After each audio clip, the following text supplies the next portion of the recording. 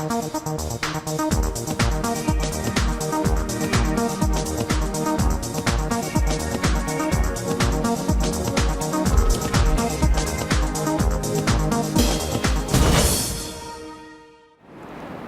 dan v Evropskem magazinu. Večina ljudi si ne zna predstavljati življenja brez interneta in večina jih ne razmišlja ali pa se ne zaveda nevarnosti, ki prežijo na uporabnika. Kar 75% ljudi je mnenja, da bodo to, kar so objavili na spletu, lahko tudi izbrisali. On average, 250 million photos are uploaded to Facebook every day. Once online, these digital memories are hard to erase. The EU now wants the right to be forgotten to be made law. However, the issue is a sensitive one for both users and industry alike. The right to not leave your footprint on the internet has big implications for commercial freedom, and it's just getting that balance right, which is very controversial. So the EU is in potentially quite a powerful position here, but it will be lobbied incessantly on this package. Industry appears to welcome a clarification in EU laws. At present, national laws apply in data privacy cases. However, some laws, as presented, may prove difficult to enforce, such as the right to be forgotten. Former MEP and now Facebook Director for EU Affairs, Erica Mann, explains. If somebody else, take for example, copies something from a Facebook site, which is of course possible, it will be much more problematic, to control the complete chain where an information went. Companies dealing with consumer data already have privacy policies in place. Consumers complain that the policies are difficult to understand.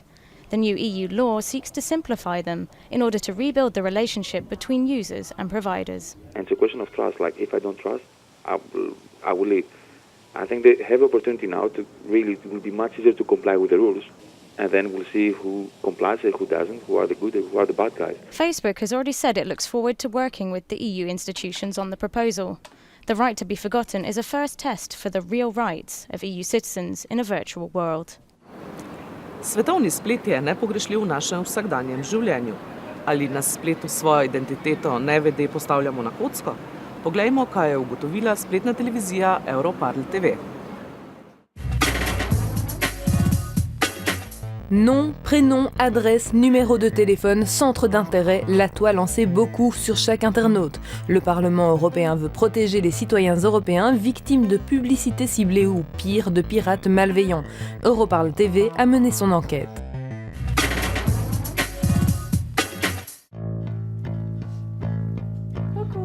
Difficile d'y résister longtemps lorsque l'on rentre de l'école. Comme Margot, la plupart des jeunes ados retrouvent leur ordinateur une fois chez eux.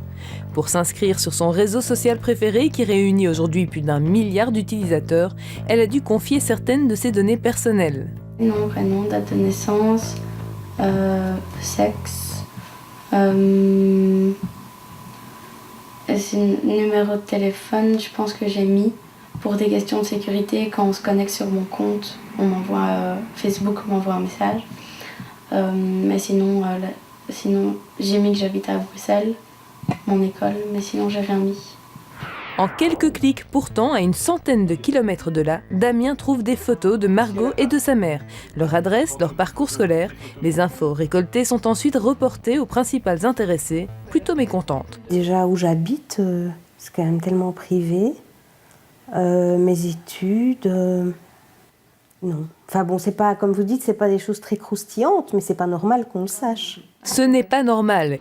Et pourtant, de l'autre côté de la toile, toutes ces données sont interceptées, où que l'on soit. Nous retrouvons Damien sur une aire de parking, au milieu de nulle part. Son PC est connecté à une borne Wi-Fi et à un logiciel très révélateur. Je vais surfer, tout simplement. Sauf que mon logiciel, au même moment, est en train de me montrer toutes les petites boules, ce sont toutes les collusions publicitaires qui interceptent mes données. Là, on voit que mon grand média français partage les informations avec Google, avec des régies publicitaires, qui elles-mêmes partagent ça avec d'autres sites. Et donc tous ces gens-là se partagent mes données. Objectif, vendre à Damien des publicités ciblées. Et ça marche, même pour ce journaliste expert en sécurité informatique. Ses livres, sa clé USB à reconnaissance digitale le trahissent, il se méfie d'Internet.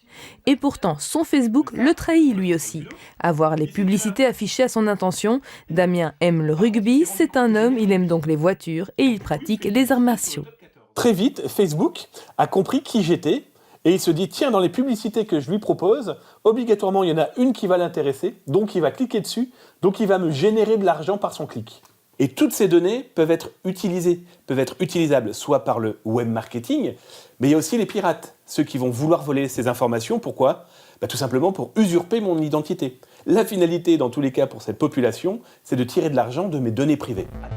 Toutes ces utilisations frauduleuses de données personnelles mal protégées ont interpellé le Parlement européen. Il faut dire que la dernière réglementation européenne traitant de la protection de ces données date de 1995, bien avant l'essor d'Internet. We want to achieve a single instrument which all citizens of the European Union can rely on and can enforce, also in the internet environment, with strong rights, for example, for deletion of my personal data, for information that I know what's happening, and also with strong sanctions, which then are enforced against also big companies who are acting worldwide. Si cette nouvelle réglementation est adoptée, les entreprises en faute pourraient par exemple payer une amende correspondant à 2% de leur chiffre d'affaires annuel, de quoi peut-être refroidir certains géants du web comme Google et Facebook. Mais ces données sont aussi le fonds de commerce d'autres professions qui n'ont aucune mauvaise intention. Une pétition regroupe plus de 40 000 signatures, notamment d'historiens, de sociologues et d'archivistes. C'est quelque chose qu'on partage, cette idée de protéger les citoyens par rapport aux géants de l'Internet. Mais du coup, en voulant protéger les citoyens, on en arrive à une sorte d'obligation de destruction des données personnelles, alors qu'on peut en conserver certaines dans de bonnes conditions et qui pourront servir plus tard pour mieux connaître notre société d'aujourd'hui. Mais le député européen les rassure, les États membres continueront à établir une liste des exceptions justifiées à la réglementation européenne de base. Le but principal, c'est d'établir des règles de base communes de protection pour tous les Européens, même vis-à-vis des entreprises non européennes. Varnost na internetu je iluzija in Evropska unija izboljšuje zakonodajo na tem področju. Poglejmo nevarnosti kibernetske kriminalitete za evropska podjetja in državljane.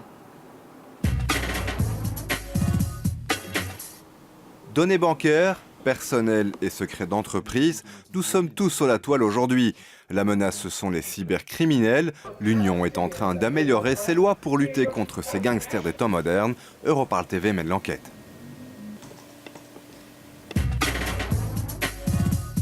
Prenons un vieux PC en état de marche, connectons-le sur Internet et infestons-le volontairement avec un virus informatique. C'est évidemment ce qu'il ne faut pas faire. Voyons maintenant le danger qu'encourt un internaute après l'infection. Le risque est énorme, surtout qu'on ne va pas tout de suite voir que l'ordinateur est infecté.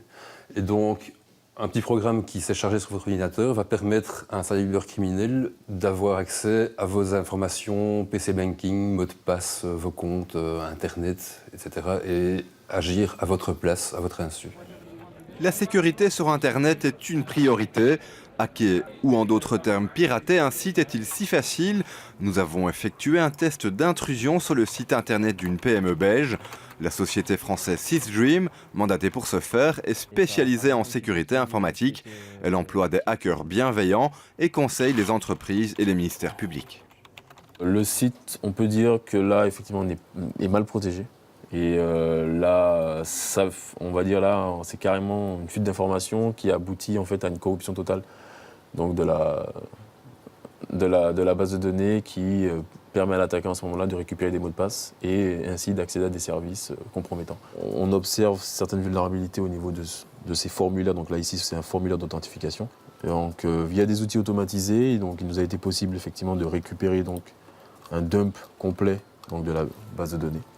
D'accord, avec un utilisateur en particulier ici, son email, qui nous donnera accès, alors là ça c'est à moi ça,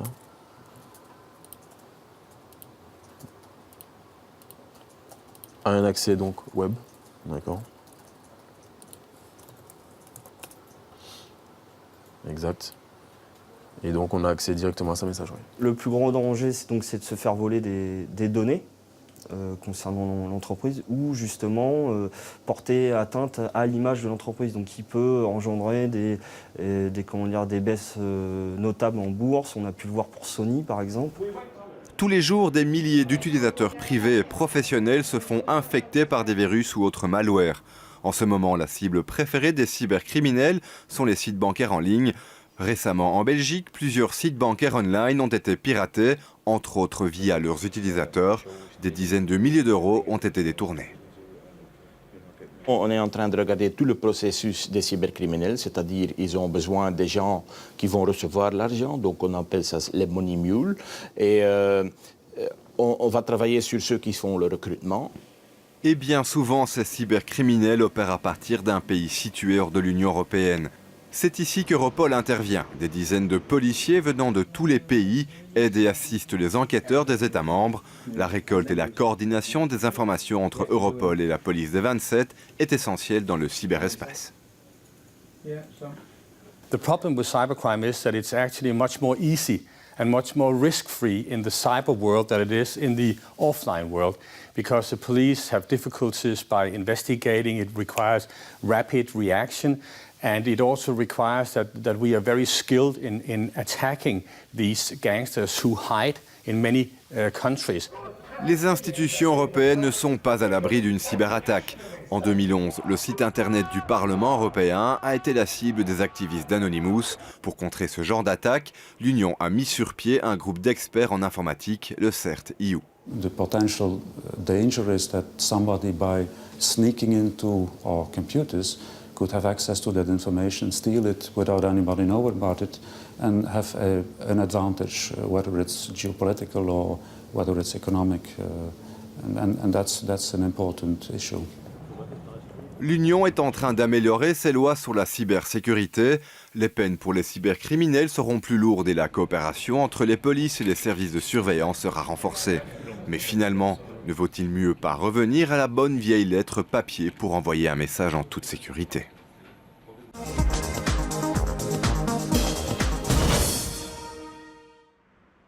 At the European Consumer Centre in Kehl in Germany, a fresh case has just landed on the legal desk. A French consumer of a dating agency based in Germany has just been charged roughly 25 times the €8 he was expecting. Probably the result, they think here, of online automated payment systems for the service. Unfortunate, but all in a day's work. Unfortunately, the consumer usually is the weak part of the contract. Usually consumers pay in advance, and if they do not receive the product they bought, they have to do something, and they lost their money. No one likes a fight, least of all over goods or services bought from unknown traders online and usually paid for up front. The path to redress can be long, bitter and costly. More and more people buy online, and as a logical consequence, it's not because traders are always bad, but logically, statistically, there are more and more disputes also. But we have no common grounds concerning dispute resolution in Europe. But things are changing. Two measures strengthening procedures for consumers have just been passed by Parliament. One, alternative dispute resolution, helps avoid recourse to the courts by offering impartial mediation. The other, online dispute resolution, helps aggrieved consumers register and manage complaints online, wherever and whatever the language. Rosa Thun has been steering this part through Parliament. Here we will have a mediation, no winner, no loser, no fight really. It's a completely new attitude, more friendly, faster, cheaper. Back at the European Consumer Centre, it means a heavier workload, but an advance in their work fighting for consumers. But it comes with a warning too. We are completely helpless if they have to deal with fraudsters. The advice is just take care whom you are giving your money. Usually all these offers are just too good to be true. Pending final agreement with member states, the new systems are expected to come into operation within around a year and a half. To je bil Evropski magazin. Budite z nami tudi prihodnji teden.